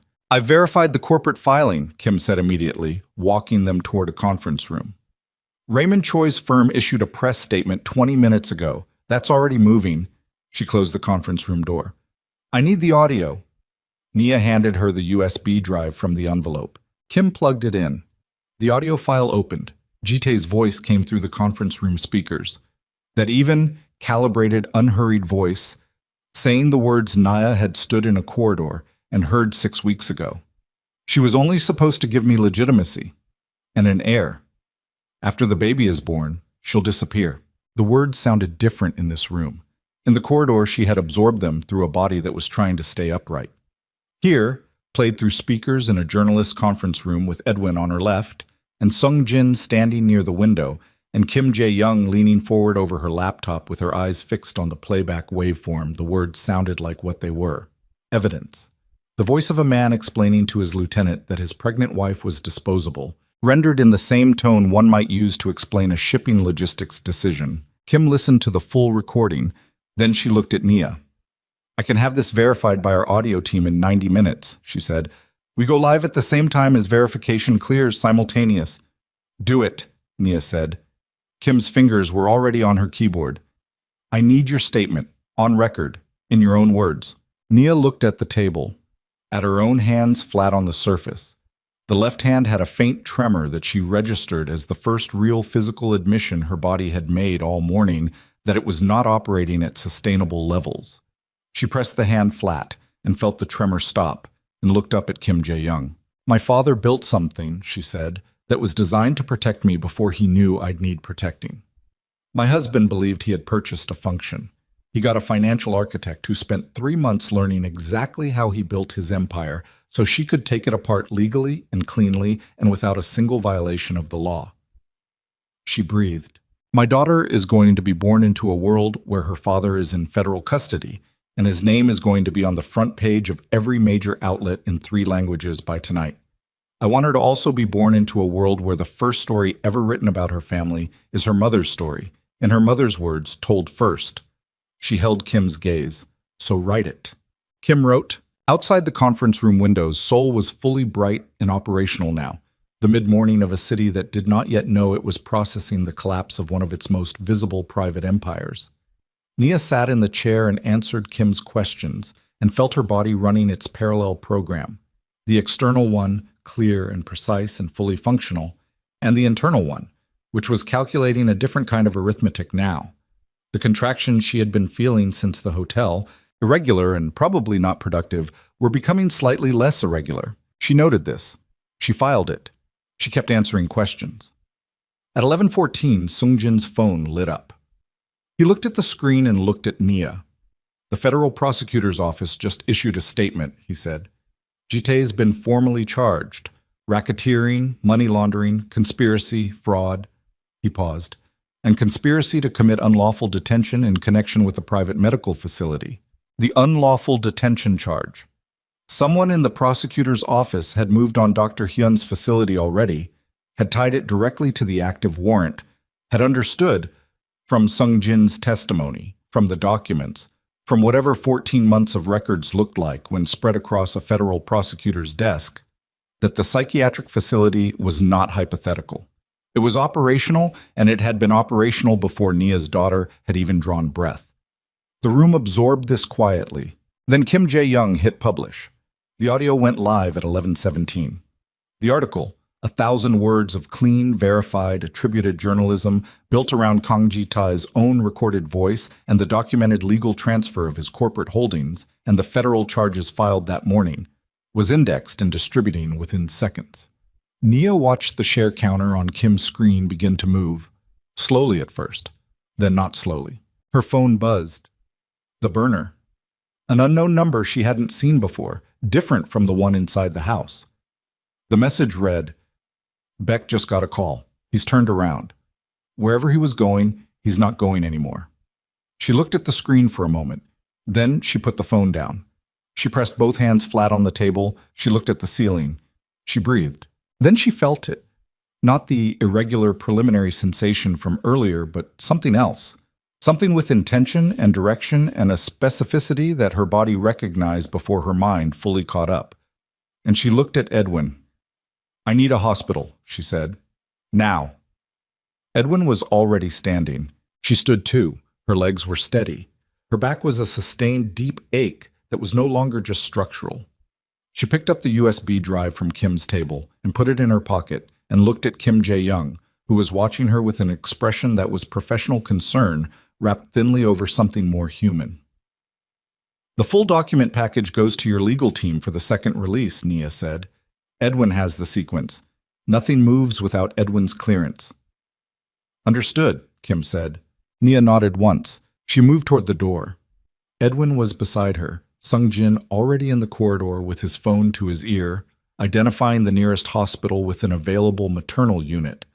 Running logistics the way a man runs logistics who has spent 14 months operating in conditions that required him to think 6 steps ahead, while appearing to think none. She walked through the door. Behind her, the share counter on Kim Jae-young's screen was moving faster than it had been 30 seconds ago. And somewhere on the other side of the city, in a federal holding facility, Kang Ji-tae was sitting across from a prosecutor's representative who was laying out the documents his own lieutenant had assembled over 14 months, and on Ji-tae's desk in his private office in the east wing of a house that now had federal investigators walking its corridors. A black envelope sat in the center of a dark wood surface with a single handwritten line inside it that he had not yet read. He would read it. Before this day was finished, he would read every word of it, and he would understand fully, completely, without the possibility of reinterpretation, that the woman he had scheduled for erasure had not simply survived his plan. She had replaced it with her own. The elevator doors in the Jongno-gu building opened, and Nia Brooks stepped inside and pressed the button for the ground floor and watched the doors close and felt her daughter press hard against her ribs, as if to say, firmly and without ambiguity, "It is time." Amara Brooks was born at 2:17 in the afternoon on a Thursday in January in a hospital in Mapogu, in a room that smelled of antiseptic and forced air heating and the particular sterile brightness of fluorescent light on white tile. She weighed 3.1 kilograms. She had her mother's jaw and her grandfather's hands, the long fingers, the wide palm, the hands of a man who had spent his life building structures that other people walked through without knowing they were there. She did not cry immediately when she arrived, which terrified the attending physician for 4 seconds, until she drew a full breath and released it in a sustained declaration that she understood, on some fundamental cellular level, that the world she had entered was one that required a voice. Nia heard that cry and felt something in her chest unhinge. Not break. Unhinge. The way a door swings open when the latch releases, the sudden movement of something that has been held shut for a very long time by the sheer effort of not letting it open. Edwin was in the waiting area. Sung Jin was in the waiting area. There was no one else. No family. Nia's mother had died when Nia was 19. a fast cancer that had not been fast enough, and her father was a grave in Singapore. She had not been back to visit since the funeral because she had not yet been capable of standing at it and saying the things she needed to say. No friends except Dana in Atlanta, who was on a plane because Nia had called her from the elevator in the Jongno-gu building and said 5 words. "It's happening. Come if you can." Dana was somewhere over the Pacific. The nurse placed Amara on Nia's chest. The baby was still loud about her opinions. Her face was compressed and red and absolutely furious at the indignity of her arrival, and Nia looked down at her and felt the unhinging in her chest complete itself, fully, irrevocably, and said very quietly to this small enraged person who had spent 34 weeks preparing to exist, "Hi, I've been waiting for you." Amara stopped crying. She turned her head very slightly toward the sound of her mother's voice. Nia held her and said nothing else for a long time. The news cycle did not wait for the baby. By the time Amara was 4 hours old, the audio recording of Kang Ji-tae's corridor conversation had been picked up by 11 international outlets. By the time she was 8 hours old, it had been translated into 6 languages and was trending in South Korea, the United States, Singapore, and the United Kingdom. The headline that dominated, in Korean, in English, in variations across every outlet that ran the story, was some version of the same thing. The recorded voice of a man explaining to his subordinate that his pregnant wife would disappear after she gave birth. Ji-tae's public relations structure, which had spent years maintaining the image of Korea's respectable billionaire philanthropist, attempted a response. The attempt lasted approximately 90 minutes before it became clear that the response was being produced against a current too strong to swim against. The audio was verified. The corporate transfers were documented and legally unimpeachable. The federal charges were public record. The psychiatric assessment form bearing Nia's name and doctor. Hyun's license number. A doctor who was, by Thursday evening, in federal custody himself in connection with the unlawful detention conspiracy charge, had been published in full by Kim Jae-young's outlet and duplicated by every major press organization with access to a scanner. Ji-tae's attorneys issued a statement calling the recordings doctored and the transfer documents fraudulent. The statement was published and immediately contextualized by every outlet that ran it, with a sidebar noting that the transfer documents had been reviewed and confirmed by 3 independent legal authorities across 2 countries. By Friday morning, 3 members of Ji-tae's charitable foundation board had resigned. 2 of his corporate co-investors had issued statements of their own. The luxury gallery chain's managing director, a woman who had worked for Ji-tae for 11 years and who Nia had met twice at formal dinners and found quietly impressive, publicly announced that the gallery's board had received notification of the beneficiary transfer and would be working with the new controlling interest going forward. The gallery director's statement used the phrase "going forward" with the particular emphasis of someone who had been looking for a door out and had just been handed the handle.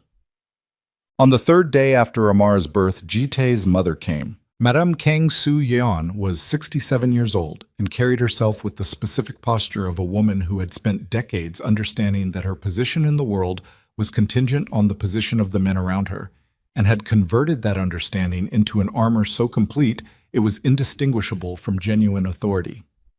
She arrived at the hospital with an attorney and a personal assistant, which was 3 more people than the visit warranted, and exactly the right number for someone who wanted the visit to feel like an event. The hospital staff let Nia know she was coming. Nia had 20 minutes.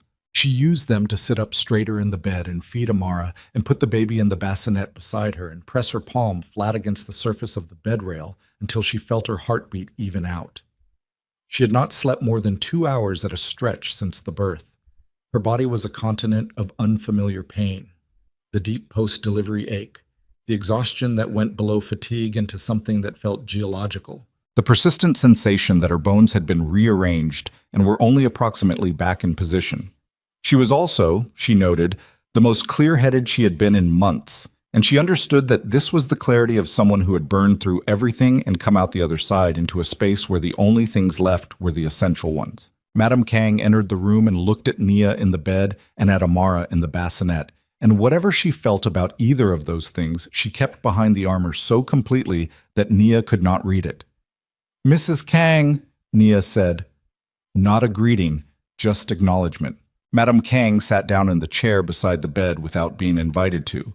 Her attorney remained near the door. She looked at Amara for a long moment, the sleeping baby, 3 days old, with her wide hands and her furious capability for breath, and then she looked at Nia. "She is a Kong," Madame Kong said.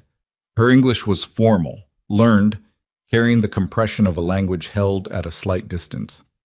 "Whatever has happened between you and my son, the child carries that blood." "Her name is Amara Brooks," Nia said. "She carries my name." Something moved through Madame Kang's face. Not emotion, exactly. Emotion had been too long managed to surface cleanly, more like the acknowledgement of a position that had not gone the way she'd anticipated. "You understand that a grandmother has rights under Korean law." "I understand that grandparents' rights in Korea are contingent on a showing that contact serves the child's best interest," Nia said. "I also understand that the child's grandfather is currently in federal custody, charged with racketeering, money laundering, and conspiracy to commit unlawful detention of the child's mother. I would be interested to see the legal argument that makes exposure to the Kang family environment consistent with Amara's best interest." Madame Kang was quiet. "I don't want to be your enemy," Nia said, and she meant it, which surprised her slightly. "I have enough of those, but I need you to understand something clearly." She looked at this woman who had raised the man who had studied Nia and contained her and scheduled her for erasure, and she tried to see what was behind the armor, and she found something she hadn't expected. Not malice, not indifference, but a kind of grief so long suppressed it had calcified. "Your son made choices. His choices are not Amara's inheritance. She is not an heir to anything that happened in that house. She is a person. She gets to decide for herself what she wants to carry." She held Madame Kang's gaze. "If you want a relationship with your granddaughter someday, you begin by accepting that." The room was quiet enough that Nia could hear Amara's breathing in the bassinet, the rapid, shallow, entirely confident breathing of a 3-day-old who had not yet learned to doubt her own right to oxygen. Madame Kang looked at her hands. She looked at Amara. She looked at the floor. Then she stood up, and she said something in Korean that she did not translate, and she nodded once at her attorney, and she left. The attorney left a card on the bedside table. Nia looked at it and did not touch it. After they were gone, Edwin came in.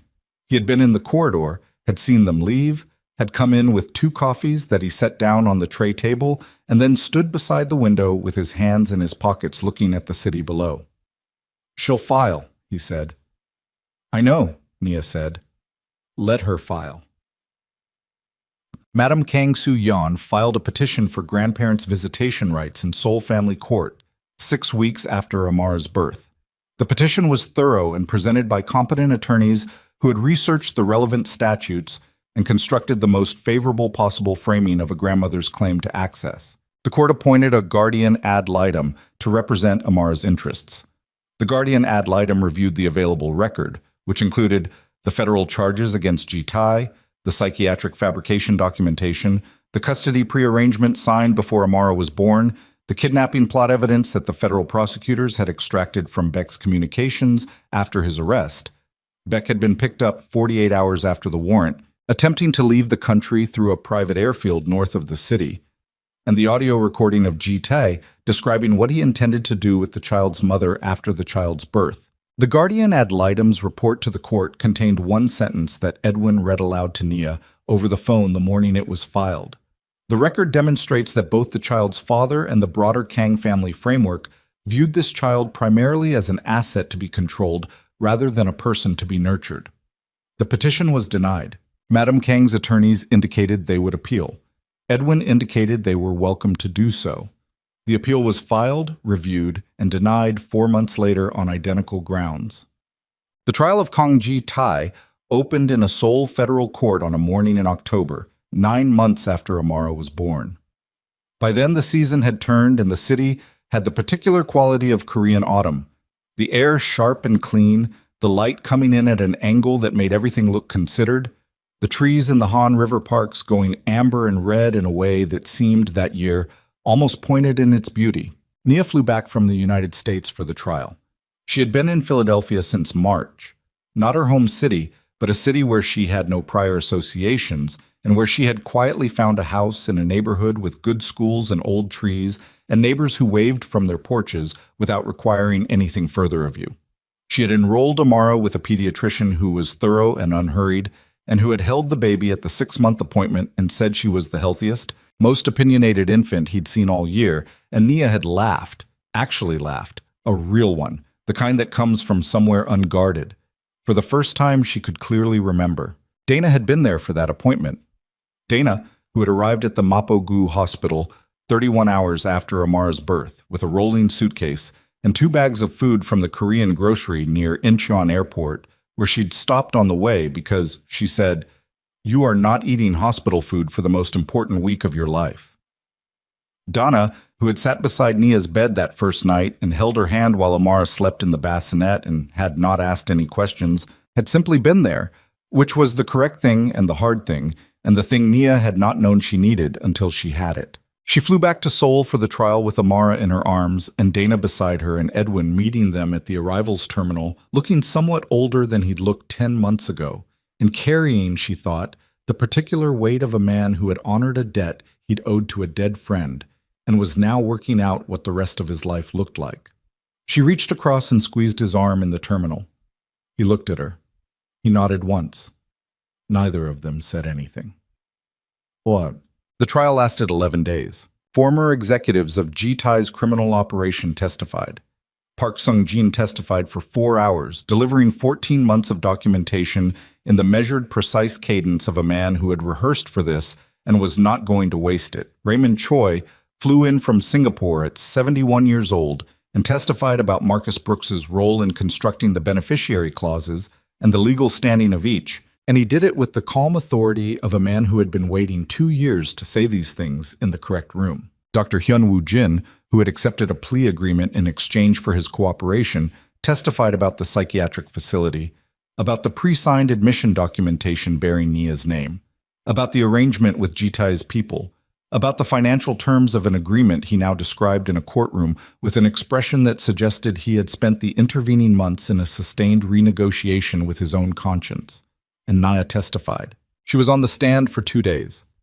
Jitai's defense attorneys were skilled, and they knew their client's only viable strategy was to establish that Nia had manipulated a man she'd targeted for financial gain through her father's embedded legal structures, that the psychiatric documentation was a misrepresented welfare concern rather than a fabrication, and that the audio recording had been taken out of context. They pursued all 3 angles with professional thoroughness, and Nia answered every question with the stillness she had spent 9 months cultivating into something that no longer required effort.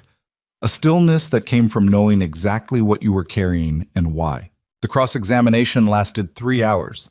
At its conclusion, Jitai's lead attorney sat down, and Nia sat in the witness chair and looked at the room and at Amara, who was in the gallery with Dana, and at Jitai, who was at the defense table and who was looking at her with an expression she could not read.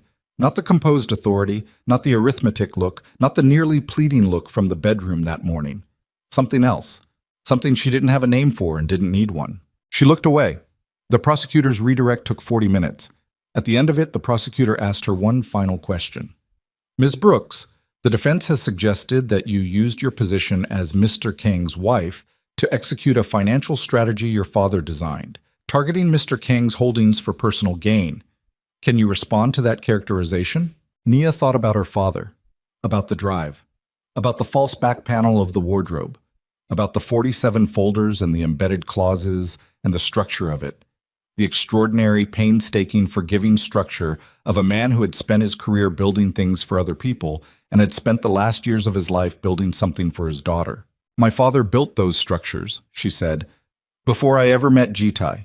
Before Jitai ever contacted Edwin Seo to arrange a meeting, before any marriage was proposed or any heir was planned. She looked at the prosecutor.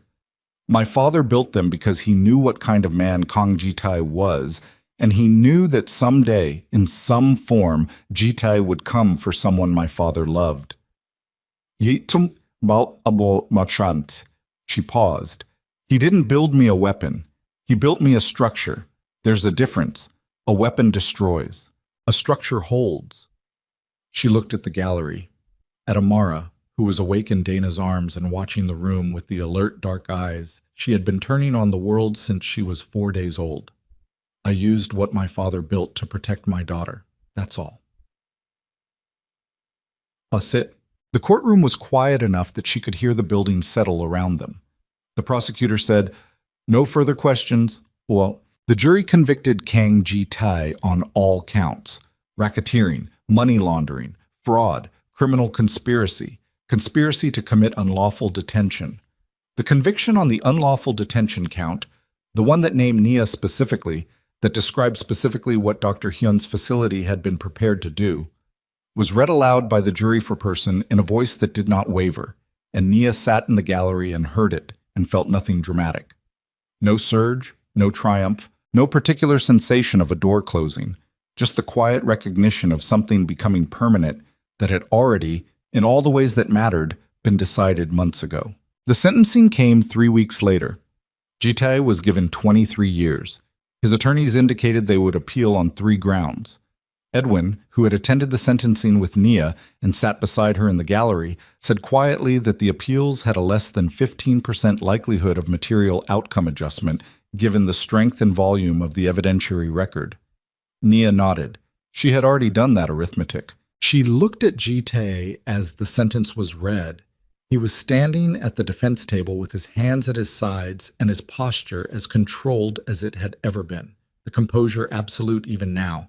And she looked at him and tried to feel something clear and identifiable about this man, rage or grief, or the particular satisfaction of justice arriving in a courtroom. And what she found instead was something more ambiguous and more honest. He was a man who had decided early in his life that other people were instruments, and that decision had not made him happy, had not made him free, had made him only a man sitting in a courtroom listening to a number that accounted for what that decision had cost. She had no charity for him, and she had no contempt left either. She simply looked at him across the room until the bailiff moved, and then she looked away. Amara was outside in the corridor with Dana. Nia found them there after the proceeding ended.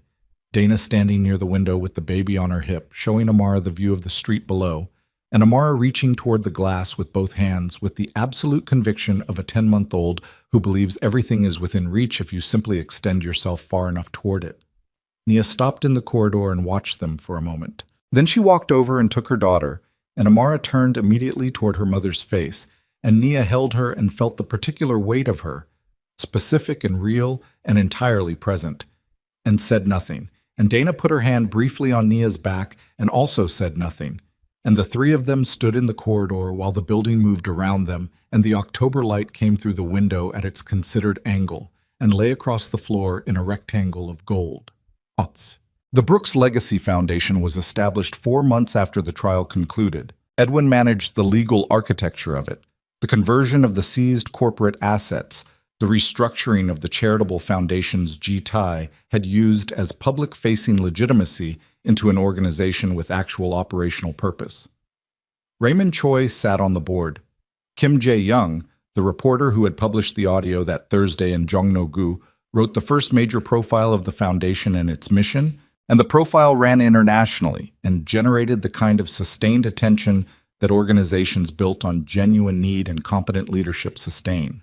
The foundation focused on 3 areas: legal support for women in coercive marriages or relationships, financial literacy and independence training for women exiting situations of financial control, and advocacy for legislative reform in jurisdictions where psychiatric detention had been weaponized against domestic partners. The 3rd area came directly from the specific instrument Ji-tae had chosen, the specific weapon he had sharpened and aimed, turned now into the governing principle of a program that tracked legislative progress across 11 countries. Nia ran the foundation from Philadelphia. She got up at 5:30 most mornings and made coffee and worked for 2 hours before Amara woke up. And when Amara woke up, she stopped working and went and got her daughter from the crib in the room with the yellow walls that Nia had painted herself one Saturday afternoon, while Dana held the baby and told her she was applying too much pressure on the roller, and they had argued about this with the comfortable familiarity of people who have been through something together that neither of them will ever fully describe to anyone else. Sungjin had relocated to Singapore after the trial.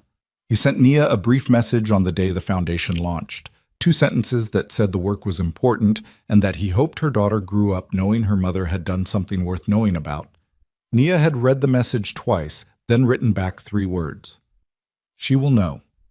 She had not heard from him again and did not expect to, and she held that particular silence with the care it deserved. Edwin came to Philadelphia twice a year, always staying no more than 3 days, always leaving with a slightly less compressed expression of a man being slowly relieved of a weight he had been carrying for a long time.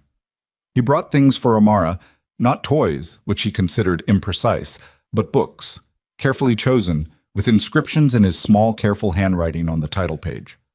Amara, who was not yet 2, had no opinion about the books yet. She had strong opinions about the paper, which she believed was for tearing. Edwin watched her destroy the wrapping on a board book about ocean animals one afternoon in the kitchen in Philadelphia and said, with the particular tone of a man suppressing something genuine, "Your father would have found that very funny." Yes, then. Nia looked at Edwin across the kitchen. "Did he laugh?" she said. "I'm trying to remember if I ever saw him actually laugh." Edwin thought about it seriously, which was how Edwin thought about everything. "Once," he said, "in Singapore, 2009, there was a contracts attorney who had sent him a clause so convoluted that your father read it, set the document down, and laughed for approximately 45 seconds. Then he picked it up and fixed it." He paused. "He laughed like he was surprised by it, like he'd forgotten he could." Nia thought about that for a moment. She looked at Amara, who had successfully removed the front cover of the board book and was examining it with the focused intensity of someone conducting a structural analysis. "I think I laugh like that too sometimes," she said.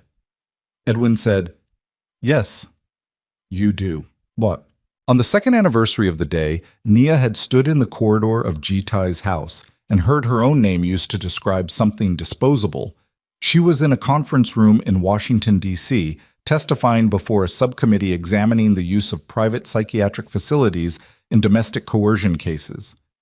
She had submitted written testimony and she delivered it in the same way she had delivered everything since the trial, clearly, specifically, without performance, with the authority of someone who is not asking to be believed because the documentation is already in the room. After the testimony, she walked out of the building into the November afternoon, cold, gray, the sky doing that specific thing the sky does in Washington in November when it is neither threatening rain nor delivering light, but simply present, a low ceiling over everything. And she called Dana. Dana picked up on the second ring. "How'd it go?" Dana said.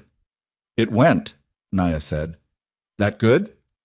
The chair of the subcommittee used the phrase legislative priority. "I don't know what that means." "It means it'll be 2 more years and 17 more meetings," Nia said. "But it'll happen," Dana laughed. "You sound like your dad when you say things like that." Nia stopped on the sidewalk. A gust came through, cold and deliberate, and she turned her face into it for a moment and let it be cold and let it be deliberate and let it be the thing it was. Just weather, just November, just the world being exactly as indifferent and exactly as survivable as it had always been. "I know," she said. She stood there for another moment. Then she started walking toward the parking garage where Edwin had the car waiting, where a car seat in the back held her daughter, who was with Dana today, and who would be 2 years and 1 month old tomorrow, and who had been, as of yesterday, saying a new word with great conviction and frequency. The word was mine, delivered with a territorial emphasis that Dana found hilarious, and Nia found, privately, exactly right. Amara Brooks, who had arrived furious and loud into a room smelling of antiseptic on a January Thursday, and had been opinionated about the world ever since, saying mine in the particular voice of someone who intends to be taken seriously. Nia walked toward the car.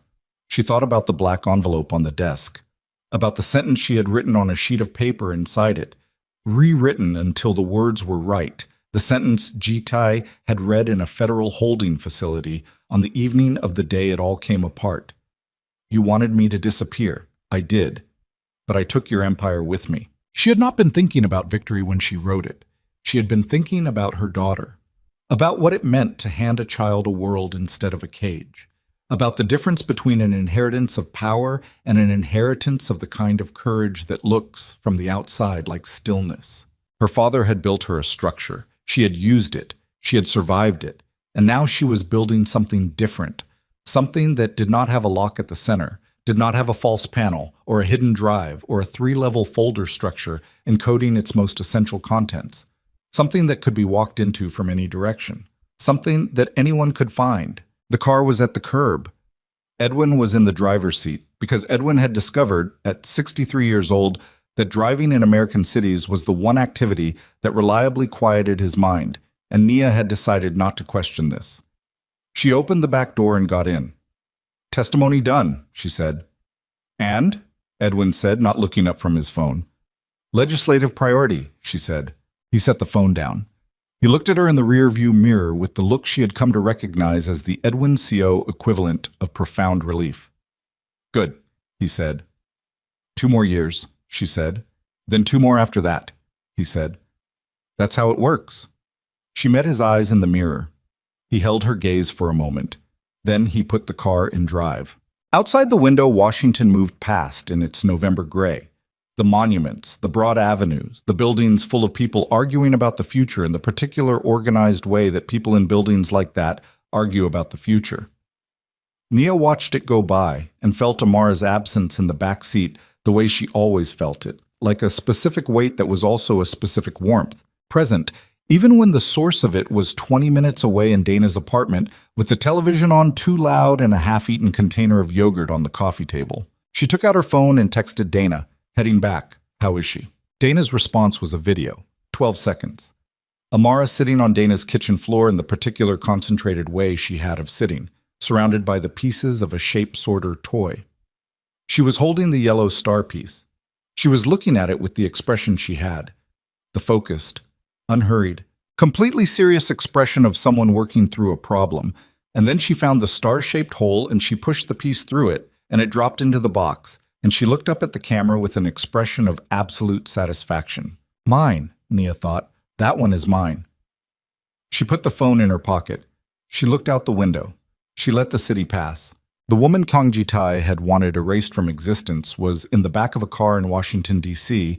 on a November afternoon, thinking about her daughter and her dead father and the structure of things.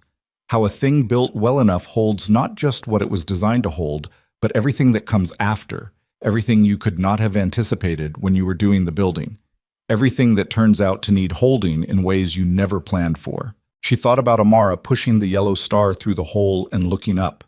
She thought, yes, that is exactly it. That is the whole of it.